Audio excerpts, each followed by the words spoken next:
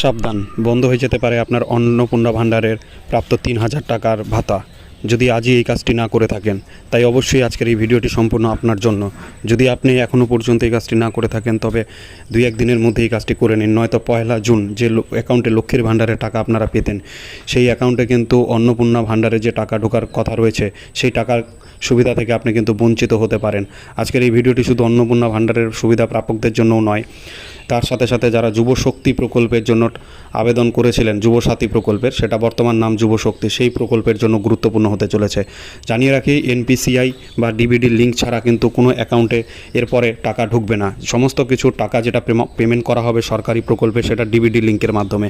DBD link কি? DBD link direct beneficiary transfer.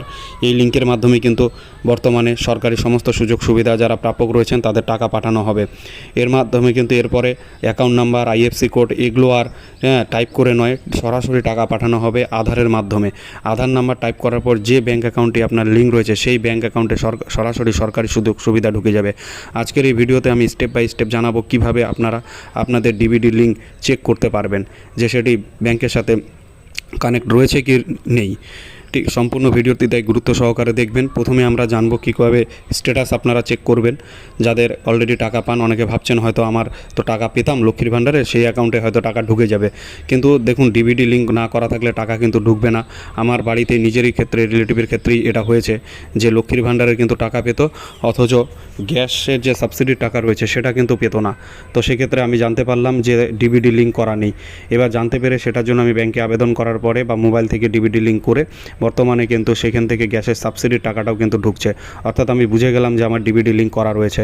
এবার আপনারাও অবশ্যই ডিবিডি লিঙ্কটি করে নেবেন। কিভাবে করবেন, কিভাবে স্ট্যাটাস চেক করবেন, সমস্ত কিছু স্টেপ বাই স্টেপ আপনাদের জানাবো, দেখতে থাকুন। এবং এখানে আসার পরে তোমরা দেখতে পাচ্ছ, দেখো কাস্টমার যে অপশানটি রয়েছে, আমি একটু দেখিয়ে দিই। কাস্টমার যে অপশানটি রয়েছে সেই অপশানে তোমাদেরকে আসতে হবে, অর্থাৎ এই জায়গাটাতে কাস্টমার। এখানে যদি তোমরা ক্লিক করো তাহলে কিন্তু দেখতে পাবে যে এখানে ক্লিক করার পরে তোমরা এখানে দিকে উপরের দিকে যদি উঠাও তাহলে দেখতে পারবে ভারত আধার শেডিং। ঠিক আছে, আমি আরেকবার দেখিয়ে দিচ্ছি, ভারত আধার শেডিং, এই জায়গাতে তোমাদেরকে ক্লিক করতে হবে। তো এবার আমরা যদি ভারত আধার শেডিংয়ে ক্লিক করি তাহলে কিন্তু তোমাদের ডিরেক্টলি নিয়ে চলে যাবে আধার শেডিং ডিশেডিং অপশানে। এবার এখানে দেখো, তোমরা যদি প্রথমে তোমরা স্ট্যাটাসটা দেখে নিবে। ঠিক আছে, স্ট্যাটাস দেখার জন্য কোথায় যেতে হবে? দেখো আধার ম্যাপ স্ট্যাটাস, এই যে আধার ম্যাপ স্ট্যাটাস, এখানে ক্লিক করতে হবে। এরপরে আধার ম্যাপ স্ট্যাটাসে আমরা ক্লিক করলাম। ক্লিক করার পরে এখানে দেখো তোমাদের হচ্ছে আধার নাম্বার জানতে চাইবে এবং তারপরে একটি ক্যাপচা কোড আছে এবং সেটি দিয়ে কিন্তু চেক স্ট্যাটাসে তোমরা দেখতে পারবে। তো আমি আধার নাম্বারটি বসিয়ে নিচ্ছি। ঠিক আছে, তোমরাও তোমাদের আধার নাম্বারটি বসিয়ে নিবে। ঠিক আছে, তো আমি আধার নাম্বারটা আগে বসিয়ে নিই। তো আমি আমার আধার নাম্বারটি বসিয়ে নিয়েছি। এবার যেতে হবে, দেখো একটা ক্যাপচা কোড দিয়েছে, ক্যাপচা কোড আছে 488132, এটি রয়েছে। এবার হচ্ছে ক্যাপচা কোডটা আমরা আরেকবার টিপতে হবে, হয়নি ওটা, 4888132, এই অপশানটি ক্লিক করার পরে আমাদেরকে সাবমিট অপশান দেখো একটা পাচ্ছ তোমরা, চেক স্ট্যাটাস। এখানে চেক স্ট্যাটাসে আমরা যদি ক্লিক করি তাহলে মোবাইল নাম্বারে একটি ওটিপি আসবে, কিন্তু যে ওটিপিটি আসবে সেটি হচ্ছে যে মোবাইল নাম্বার কিন্তু দেওয়া আছে, ওটিপি চলে এসছে, আমি বসিয়ে দিচ্ছি 629518। আমি যদি ওটিপিটি দিয়ে কনফার্ম করে দিই তাহলে কিন্তু সঙ্গে সঙ্গে দেখিয়ে দিবে। দেখে নিন আধারের লাস্ট 4টি সংখ্যা দেখা যাচ্ছে, আমি আরেকবার দেখিয়ে দিই যে আধারের লাস্ট 4টি সংখ্যা যে রয়েছে সেই লাস্ট 4টি সংখ্যা কিন্তু দেখতে পাবেন আপনারা এখানে। এবার দেখুন তারপরে লেখা আছে এনাবেল ফর ডিবিডি, এনাবেল রয়েছে কোন ব্যাংকের সাথে? স্টেট ব্যাংকের সাথে কিন্তু এই আধার কার্ডটি লিঙ্ক রয়েছে। আমরা যদি একটু উপরের দিকে দেখি তাহলে স্টেট ব্যাংক অফ ইন্ডিয়া কত সালে আপডেট করা হয়েছিল লাস্ট, সেটা হচ্ছে 9 জুন 2017 সালে। ঠিক আছে, তো তার মানে এটি দেখুন আর কি আছে, ম্যান্ডেট ফ্ল্যাগ ওয়াই লেখা আছে, মানে এটি ইয়েস রয়েছে। তো এটা যদি থাকে তবেই কিন্তু আপনারা টাকা পাবেন। তো যারা এখনও পর্যন্ত ডিবিডি লিঙ্ক করেননি, সেটা যুব শক্তি প্রকল্পেই হোক আর অন্নপূর্ণা ভাণ্ডারের প্রকল্পেই হোক, অন্নপূর্ণা ভাণ্ডার সম্ভব মহিলারা পাচ্ছেন 3000 টাকা করে 1লা জুন থেকে, এবং যুব শক্তি প্রকল্প কিন্তু সমস্ত 21 থেকে 40 বছর পর্যন্ত সমস্ত মহিলারাই, পুরুষরা সবাই কিন্তু, যুবক যুবতীরা কিন্তু এই প্রকল্পের সুবিধা লাভ করবেন। অলরেডি কিন্তু এটি পূর্বতন রাজ্য সরকারের আমলে এটি ছিল কিন্তু যে প্রকল্প ছিল সেটার নাম পরিবর্তন করে বর্তমানে নাম রাখা হয়েছে যুব শক্তি প্রকল্প। তো সেই প্রকল্পের দরুন অনেকেই কিন্তু এর আগে 1500 টাকা করে পেয়েছিলেন মমতা ব্যানার্জি সরকারের আমলে। এই সরকার আসার পরে প্রথমবার কিন্তু 1 জুন যাদের ডিবিডি লিঙ্ক করা আছে তাদের কিন্তু অ্যাকাউন্টে টাকা ঢুকে যাবে। যাদের ডিবিডি লিঙ্ক করা নেই তারা যদি আগে যুবসাথী প্রকল্পের টাকাও পেয়ে থাকেন তাহলে কিন্তু তারাও নতুন করে ডিবিডি না করা থাকলে সেই প্রকল্পের সুবিধা কিন্তু পাবেন না। আর যাদের অলরেডি করা আছে ডিবিডি লিঙ্ক তারা কিন্তু পাবেন।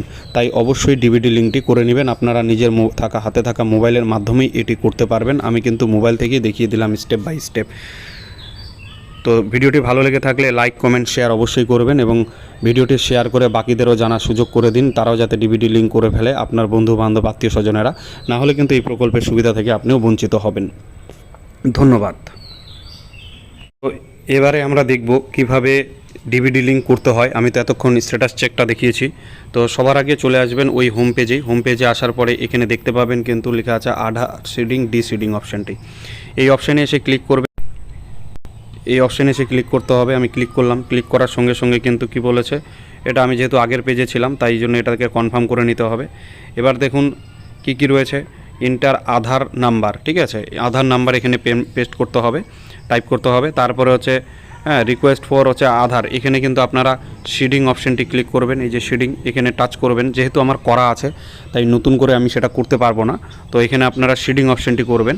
তো তারপরে কিন্তু চলে যাবেন সিলেক্ট ব্যাঙ্ক, এখানে টাচ করলে আপনার অসংখ্য ব্যাঙ্ক পাবেন। এরবার যে ব্যাঙ্কটি আপনার রয়েছে সেই ব্যাঙ্কটি আপনারা ক্লিক করবেন। অনেকে যদি যেমন কানাড়া ব্যাঙ্ক যদি থাকে তাহলে কানাড়া ব্যাঙ্কে, central bank of India, city union bank, CSC bank, অনেক প্রচুর ব্যাঙ্ক রয়েছে। আপনার যে ব্যাঙ্কে অ্যাকাউন্ট রয়েছে সেই ব্যাঙ্কের কিন্তু এখানে আপনারা নাম পেয়ে যাবেন।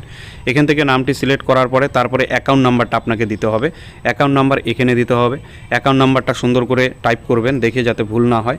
তারপরে চলে আসবো আমরা পরে যে দ্বিতীয়বার আবার কিন্তু অ্যাকাউন্ট নাম্বারটি আপনাদের কিন্তু কনফার্ম অ্যাকাউন্ট নাম্বার করতে হবে।